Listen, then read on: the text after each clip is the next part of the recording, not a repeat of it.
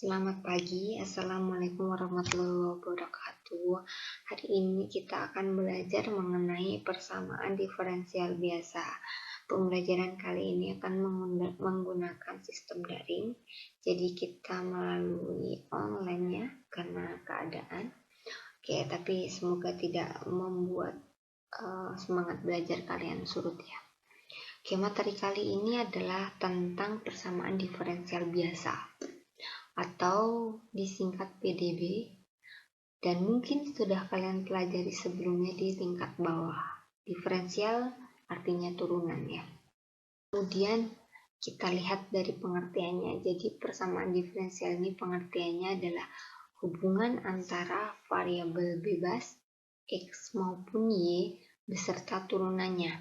Kalau dilihat bentuk mu-nya, ini ada satu fungsi, kemudian ada X, Y, dan turunannya ini dy per dx, d kuadrat y per dx kuadrat, dan lain-lain. Ini sebagai orde pertama, kemudian ini sebagai orde kedua, karena ini pangkatnya 2, ini 1. Kemudian di sini persamaan diferensial ini bisa menyatakan suatu hubungan yang dinamik, dan hubungan tersebut memuat besaran yang berubah dan akan kerap muncul dalam persoalan ilmu pengetahuan dan teknik. Sehingga kalian perlu mempelajari ini ya. Oke, di sini orde persamaan diferensial ini ditentukan oleh turunan tertingginya berapa. Jadi kalau dilihat di sini ini 2, berarti dia orde kedua, persamaan diferensial biasa orde kedua.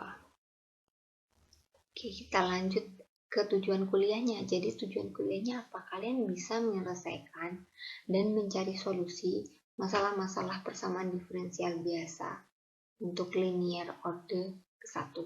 Jadi untuk minggu ini dan minggu depan kita fokus ke PDB linear orde 1. Kemudian apa rujukannya? Rujukannya adalah bukunya Boas atau Marie L. Boas yang berjudul Mathematical Methods in the Physical Sciences. Di chapter 8 di Ordinary Differential Equations halaman 390. Oke, kita lihat contoh PDB pada permasalahan fisika. Di sini ada hukum Newton kedua. Nanti kalian akan bertemu dengan hukum Newton ini di kuliah gaya berat. Nah, di sini dinyatakan bahwa gaya adalah perkalian dari massa dikalikan percepatan. Percepatan di sini itu turunan pertama dari kecepatan terhadap waktunya, atau turunan kedua dari perpindahan atau displacement terhadap waktu kuadrat. Kemudian kalau dilihat dari kecepatannya ini makanya dilihat sebagai turunan pertama dari perpindahan atau jarak terhadap waktu ya. Yang kedua, contoh lain itu di yang hubungannya dengan kecepatan panas atau thermal ya. Di sini ada perpindahan suatu bodi atau elektron di bawah suatu aksi gaya yang diberikan. Ini bisa mencakup persamaan diferensial biasa. Kalian bisa lihat di sini ada perubahan kecepatan panas terhadap waktu. Ini sama dengan konduktivitas thermal dikalikan luas area A terhadap perubahan temperatur terhadap perubahan dari jaraknya. Atau kalau dilihat di sini ada dq per dt sama dengan ka dt per ds. Kemudian ini Q atau kecepatan panas sebagai fungsi waktu dan T sebagai fungsi jaraknya. Ini kalian bisa lihat ada PDB linear orde 1 sebelah kiri maupun di sebelah kanannya ya. Terusnya apa? Kalian yang akan lihat di kelistrikan ya. Jadi kalian akan belajar tentang listrik lagi nanti di kuliah di semester 6 ada Q listrik dan elektromagnet.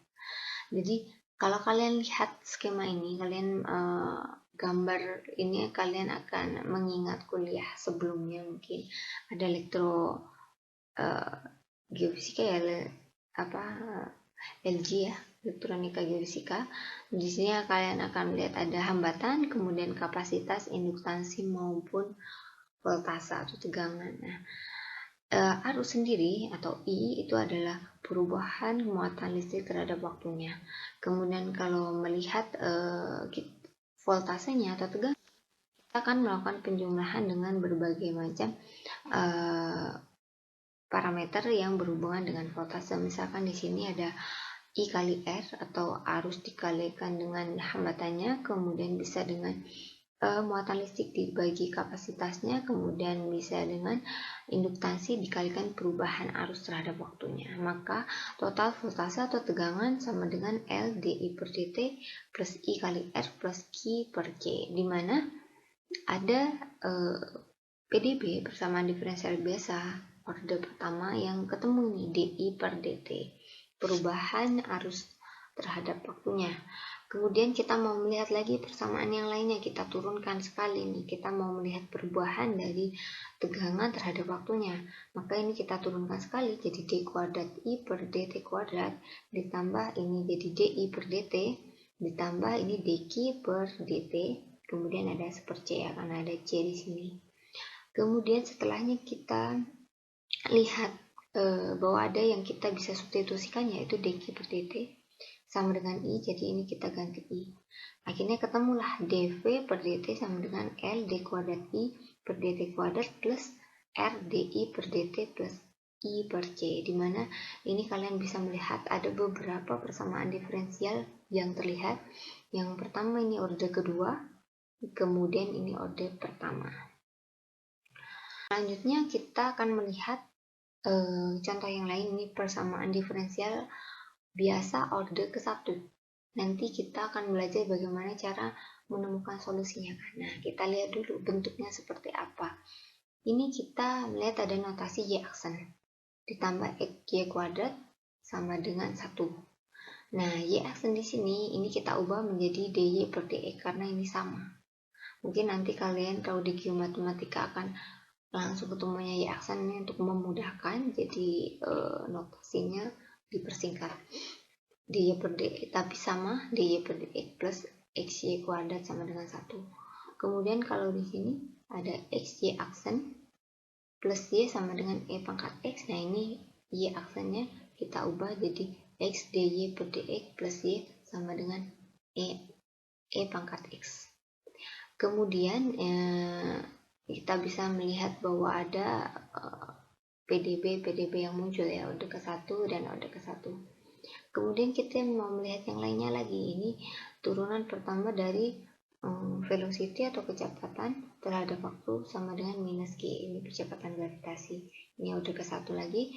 Kemudian ini ada contoh lagi yang tadi dikelistrikan, ada L dI per dt plus RI sama dengan V, ini tegangan ya. Ini ada turunan orde ke-1. Kemudian ini ada persamaan diferensial biasa orde kedua atau PdB orde kedua, artinya di sini ada pangkat 2, jadi M sama dengan D kuadrat R per dt kuadrat sama dengan minus K. Ini contoh aja, satu contoh tentang PdB orde kedua. Oke, sekarang kita lihat apa itu persamaan diferensial linier dan non-linier. Jadi ini bedanya, kalau yang linier, ini kalian akan melihat yang pertama A0Y plus A1Y aksen dan lain-lain ya. Ini secara kesana akan berurutan turunannya. Ini dy per dx, ini d kuadrat y per dx kuadrat, ini d pangkat 3y per dx pangkat 3. Ini ada turunan pertama, orde pertama, kedua, dan ketiga. Kemudian ini ada persamaan diferensial non-linier. Ini y aksen plus xy kuadrat sama dengan 1 ya. Di sini ada turunan dan ini ada pangkat. Kalau ini kan turunan semua ya. Kemudian selanjutnya, oke, kita lanjut ke solusi persamaan diferensial biasa pada variabel x dan y. Kemudian kalau kita substitusikan ke dalam persamaan diferensial biasa itu akan memberikan sebuah identitas. Ini contoh pertama ya. Ini ada fungsi y sama dengan sin x plus c. Kemudian kita mau melihat bagaimana persamaan diferensialnya. Jadi kita turunkan sekali dy per dx sama dengan cos x sin x, jadi cos x. Kemudian dilakukan substitusi di sini, y-nya di sini akan diubah menjadi sin x plus c ya. Jadi dari dy per dx sama dengan cos x, kemudian y-nya ini diganti dengan sin x plus c, artinya diturunkan terhadap dx sin x plus c-nya. Ini hasilnya akan sama, cos x sama dengan cos y, artinya berarti pengerjaannya sudah benar dan memberikan hasil identitas, artinya sama. Kemudian yang contoh kedua ini ada contoh di mana kita lihat ya, di sini ada integral ini. Kita mau mencoba mengintegralkan untuk mendapatkan nilai dari y. Di sini kan ini ada y aksen 2. Y aksen 2-nya artinya d kuadrat y per dx kuadrat kan. Dan kita mau mencari nilai y-nya dari suatu gx. Jadi ini kita harus mengintegralkan sebanyak 2 kali ya untuk bisa mendapatkan nilai y. Yang pertama kita ambil dulu y aksen 2 sama dengan gx. Kemudian di situ kita mau mencari turunan pertamanya, karena ini turunan kedua, kita mau mencari turunan pertama sampai nanti ketemu y. Kita integralkan sekali dulu, jadi kita integralkan sekali gx plus c1 ini dx. Kemudian di sini ketemu setengah gx kuadrat plus c, ada konstanta di sini jadi gx. Ini untuk turunan pertamanya dari turunan kedua ini, jadi diintegralkan. Kemudian untuk mencari nilai y-nya kita integralkan kembali, integral dari setengah gx kuadrat plus gx gitu. Nanti ini dihitung, integral dari ini akan ketemu nilai y-nya berapa. Kemudian ini contoh soal lagi tentang bagaimana menentukan jarak x dari objek yang jatuh pada waktu 0. Jadi waktu 0 ya, t-nya 0. Jadi ada komponen t0-nya itu 0 nilainya. Ini kita mau mencari percepatan objek graviti di mana ditentukan nilainya d kuadrat x per dt kuadrat sama dengan g, percepatan gravitasi. Kemudian ini diintegralkan ya. Kita mau nyari x jarak, berarti ini harus kita integralkan sebanyak 2 kali. Jadi kita ubah turunannya ini yang orde 2 ini menjadi x. Yang pertama kita mencoba untuk mengintegralkan sekali dulu kan. Kita integralkan d kuadrat x per dt kuadrat dt sama dengan integral dari g dt. Kemudian setelah itu kita dapat dx per dt. Dx per dt ini adalah kecepatan ya, atau velocity, sama dengan percepatan kali t. Jadi ini kalau diintegrali kan jadi g kali t ditambah dengan suatu konstanta atau c. Nah konstantanya di sini biasa sebagai v0 ya, jadi velocity waktu ke 0. Jadi gt plus v0 nya berapa. Kemudian kita mau mencari x, jadi kita turunkan sekali lagi. Jadi dx per dt kita integralkan sekali lagi maksudnya. Sama dengan integral dari gt plus v0 plus konstanta ya. Nah ini kita turunkan sekali lagi, maka akan ketemu dari setengah x sama dengan, jadi ini diintegralkan sekali lagi sama dengan setengah gt kuadrat plus v0t plus x0. Nah ini sebagai solusi umumnya ya, solusi umum dari perpindahan atau jarak atau displacement. Nah tapi di sini yang ditanya adalah ketika t sama dengan 0 maka v0 dan x0 ini nilainya 0, berarti kan t-nya t0 pada waktu ke 0. Maka solusi yang diinginkan, walaupun ini adalah solusi umum, tapi karena ini spesifik, ketika t sama dengan 0, maka solusi yang diinginkan adalah x sama dengan 1/2 gt kuadrat. Kemudian ini contoh yang lainnya ya, ini ada contoh keempat, misalkan ada persamaan y aksen 2 sama dengan y aksen 2 ini maksudnya berarti d kuadrat y per d kuadrat ya, sama dengan y, artinya nilainya sama, melewati suatu sumber asal. Jadi melewati titik xy sama dengan ln 2,3/4. Nah ini punya solusi umum, ini y aksen 2 sama dengan y. Kemudian ini kita ubah, diintegralkan kan agar bisa menjadi y aksen sama dengan fx. Kemudian nanti diubah lagi ke y, maka diintegralkan sekali lagi fx dx plus y. Nah, kemudian akan ketemu solusi sebagai a e pangkat x plus b e pangkat minus x. Nah, ini solusi umumnya ya. Solusi untuk umum nanti akan kalian pelajari lebih lanjut ini. Untuk fungsi seperti ini bisa dinotasikan sebagai a pangkat a kali e pangkat x plus b kali e pangkat minus x. Kemudian ini karena nilainya sama, kita ambil titik 0 aja. Jadi ketika y 0, kemudian x-nya akan 0 nilainya, kemudian jadilah 0 sama dengan a plus b. Kemudian di sini diubah jadi a sama dengan minus b. Kemudian kalian bisa melakukan input ya. Jadi inputnya dengan menggunakan x sama dengan x, y dan 2 sama 3/4. Di sini kita ubah y-nya kita ganti dengan 3/4, kemudian x-nya kita ganti dengan ln 2. Jadi 3/4 sama dengan a e pangkat ln 2 plus b e pangkat minus ln 2. Oke, kita lanjutkan lagi ya. Jadi kita inputkan x sama y, di mana y-nya 3/4 sama dengan AE ln 2 plus BE minus ln 2. Kemudian ini kita hitung ya, jadi E pangkat ln 2 ini sama dengan 2, kemudian E pangkat minus ln 2 ini sama dengan setengah. Kemudian selanjutnya tinggal dihitung dengan rumus yang tadi ya. Nah, berarti jadi 2A plus setengah atau 1/2B. Kemudian kita lihat B ini nantinya akan dilihat sebagai B sama dengan minus A ya. Di sini kita bisa masukkan nilai dari ini ada salah tulis. Kita coba perbaiki ya. Jadi di sini harusnya minus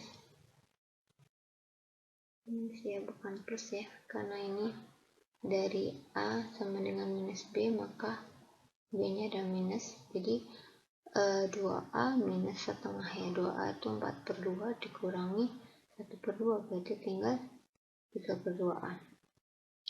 Jadi ketemu A nilainya adalah 1/2, kemudian B ini adalah minus A, berarti B adalah minus 1/2. Sehingga solusi yang didapat, solusi umumnya adalah Y sama dengan A E pangkat X plus B E pangkat minus X. Jadi dimana A nya ini 1/2 E pangkat X, kemudian B nya ini adalah 1/2 ya, jadi minus 1/2 E pangkat minus X. Atau kalau di persingkat Y sama dengan 1/2 dalam kurung E pangkat X minus E pangkat minus X. Nah, ini fungsi biasanya kalian akan kenal sebagai sin H X. Padahal kalian seringnya sin X, nah ini sin H atau hiperbolik sin H X. Kemudian kita mau melihat yang lainnya ya. Jadi kita mau contoh ini adalah membentuk persamaan diferensial order 1 dengan melibatkan satu konstanta. Ini ada bentuk Y sama dengan X plus A per X.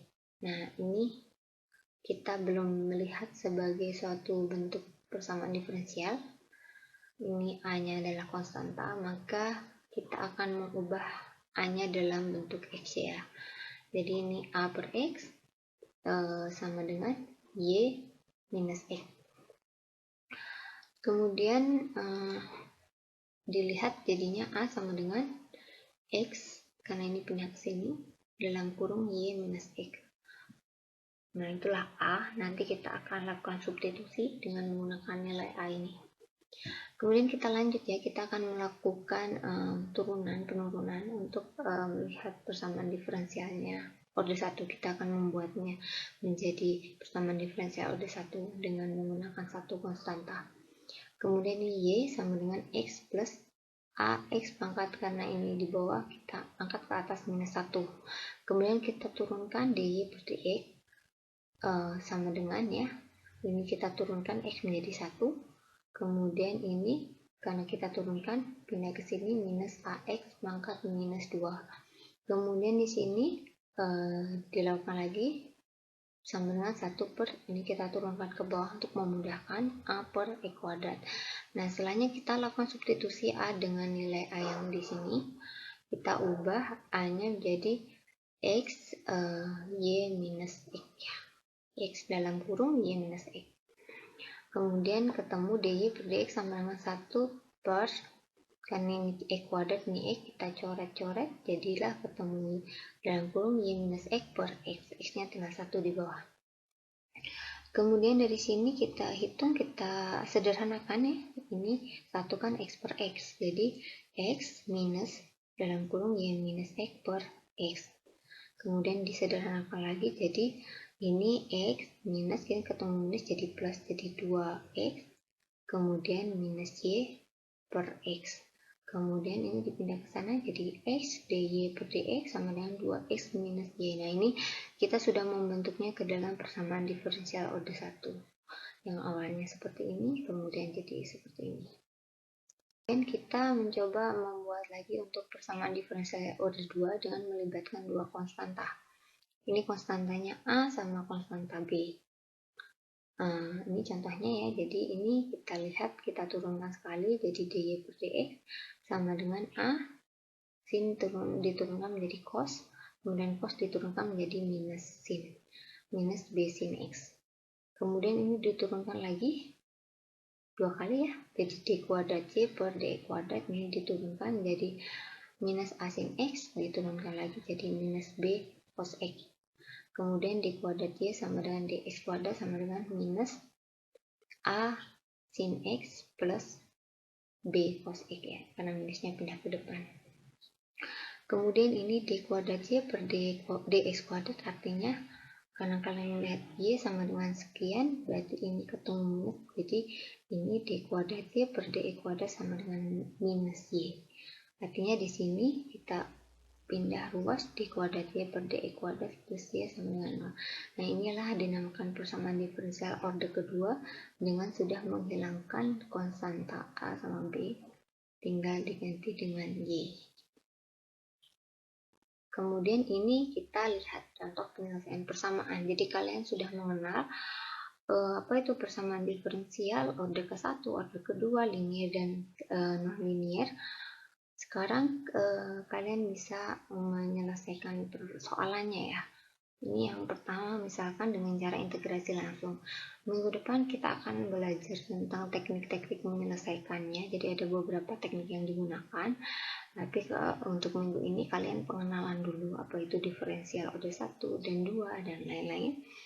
Kemudian yang sekarang kita coba cek cara integrasi langsung yang biasa kalian lakukan ya. Yang pertama, kalian punya persamaan nih.